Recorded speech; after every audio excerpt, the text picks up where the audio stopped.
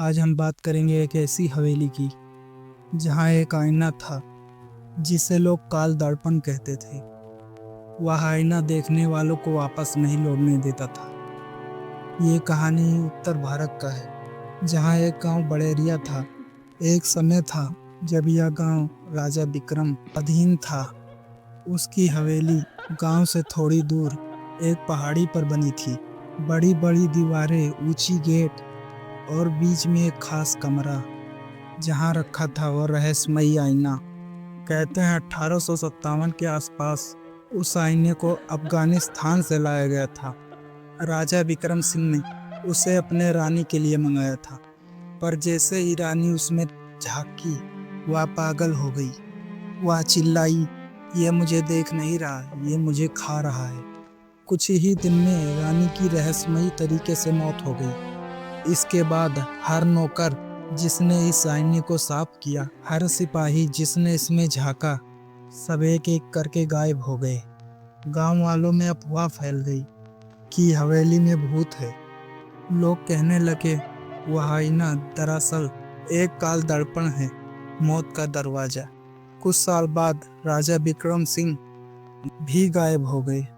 उनका शव कभी नहीं मिला।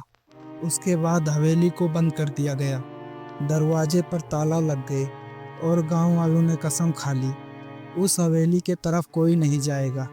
कहानी यहीं ख़त्म नहीं होती है। 1982 में कुछ कॉलेज स्टूडेंट एक प्रोजेक्ट के लिए आए। उनको इतिहास में दिलचस्पी थी। उन्होंने हवेली के बाहर से सुना। वो लोग 4 दोस्त थे, अमित, शालिनी, विकास और जयदीप। जब वो लोग पहुंचे तो गांव वालों ने रोका, पर वो लोग माने ही नहीं। बोले भूत प्रेत कुछ नहीं होता। बोले हम लोग रिसर्च के लिए जा रहे हैं। वह लोग दिन में ही हवेली में पहुंचे, सारा सामान लेकर अंदर घुसे।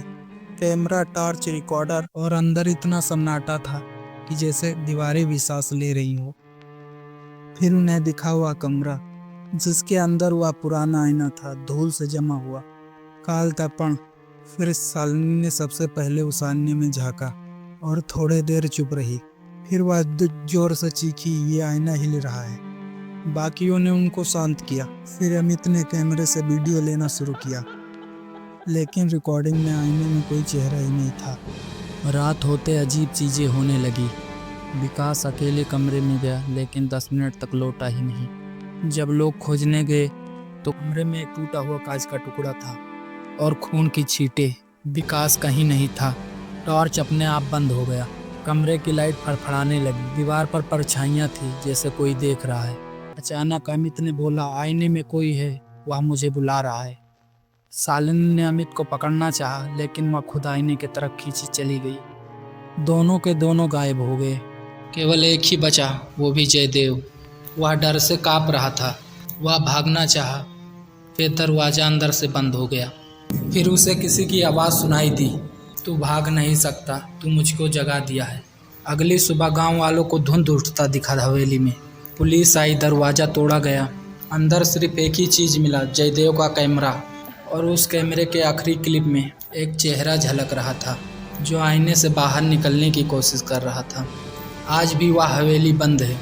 गांव वाले कहते हैं रात को हवेली से रोने की आवाज़ आती है, और कहते हैं कोई भी अगर उस आईने में झांक ले तो उसकी आत्मा वहीं रह जाती है। उस रात से काल दर्पण फिर से जग गया। बस हमारी कहानी यहीं तक थी। अगर कहानी पसंद आए तो लाइक, सब्सक्राइब करना। मिलते हैं नेक्स्ट वीडियो में, तब तक के लिए बाय।